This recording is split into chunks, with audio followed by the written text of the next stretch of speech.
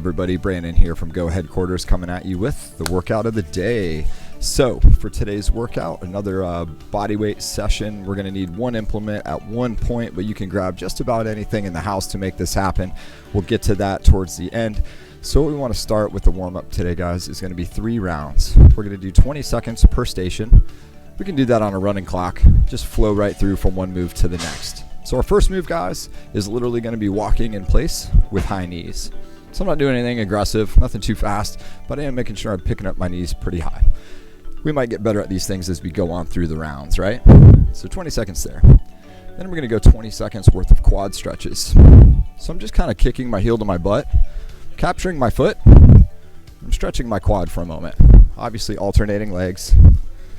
Nothing too crazy. Then we're going to do the same position, but now we're going to run in place. So I'm still kicking my butt, but I'm not grabbing my foot now. So I'm going to just hang out here for 20 seconds. This should get the hamstrings firing. Then we're going to stretch out our hamstrings with some Frankenstein kicks. So I like to hold my arms straight out, shoulder height, and then with the straight leg, I am kicking the opposite hand. So what I don't want to do is bring my body down to meet my leg, right? I want to bring my leg up as best as I can. So again, 20 seconds there. We start that process over because we need to do 3 rounds. Once we're through that warm-up, we're going to go into a little floor work here. So this stuff's maybe a little tougher than it may appear, so brace yourselves. So we're going to go 3 rounds of this sequence as well. We're going to do a single leg glute bridge. So our traditional glute bridge is double leg move, and this is all about the buns, guys. So knees are 90 degrees. I'm squeezing my butt cheeks as tight as I can, driving my hips up into the air.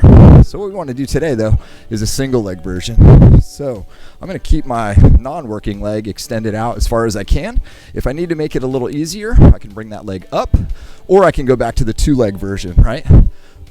So on this instance, I'm squeezing my right glute as tight as I can. I am going to pause at the top for a moment before I control my way back down. So I'm going to do 5 on this leg, and then of course I need to switch legs. And now I am squeezing my left glute as tight as I can. So 5 on that leg. We're going to pair that with a side plank position. So I've got my elbow under my shoulder. My legs are going to be stacked, and I'm going to try to create a nice straight line. So my hips are way off the ground. I've got as much clearance here as I can. Now what I'm going to do is try to lift that top leg 10 times without losing any of my plank height. So one of the common things here is that when people start to lift that leg, the hip maybe drops.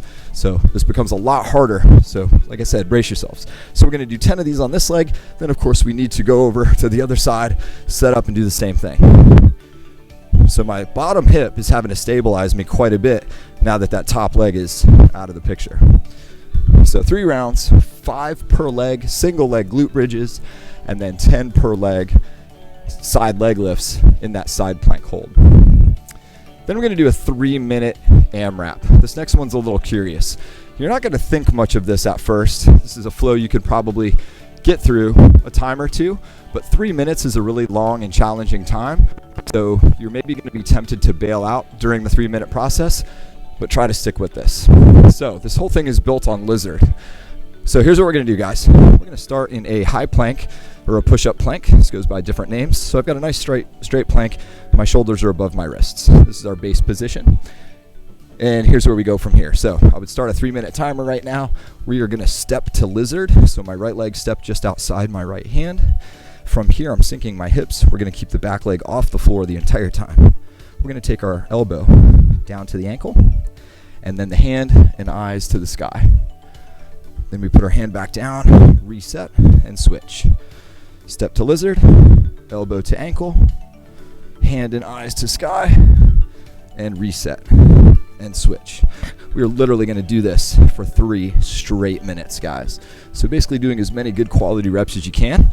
What I wouldn't do is try to race through the process to try to get more repetition in. That's not really the idea here. We aren't trying to post a big score. We're just trying to stay active for 3 minutes without ever setting that back knee down, without breaking the flow at any time. Okay, so 3 minutes there. Now we're going to cash out with a little core work. This is where we might need an implement. So a couple options that I'm going to demonstrate with. This is a very lightweight ball. This is like a little dodgeball. You could use just about anything, a volleyball, a basketball. I've got a water bottle here. Doesn't need to be heavy. You could use a pillow just as well, like a maybe not like a bed pillow, more like a couch pillow. a book, whatever you want to do here, guys. So we're going to do 5 rounds of the following. We're going to do what we call a ball pass. It's kind of like a V-up. So everything's going to be laid out at the bottom. I'm going to kind of do a sit-up, and I'm going to try to pass the ball to my feet.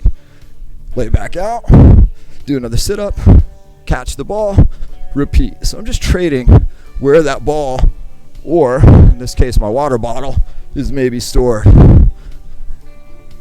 Right? So every time I pass, I would go ahead and count that as a rep, regardless of where that object is. Okay? So that's your object of the day. So we're going to do 10 ball passes or bottle passes, whatever you want to call those. So 10 of those total. And then we're going to do 20 plank ups. So for this, I am in my elbow plank.